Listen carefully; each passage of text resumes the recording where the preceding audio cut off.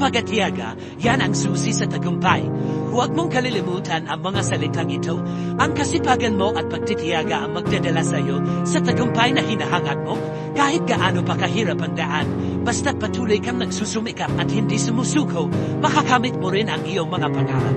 Sa bawat araw na lumilipas, nakikita ko ang iyong dedikasyon at determinasyon. Ipagpatuloy mo lang yan.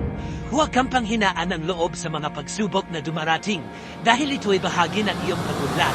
Tandaan mo, ang mga tagumpay na pinaghirapan ay mas matamis.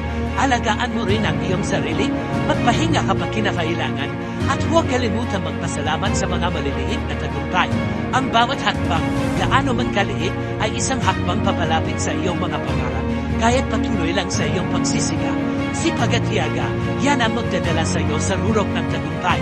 Naniniwala ako sa kakayahan mo, at alam kong kaya mong makamit ang anumang nais mong marating.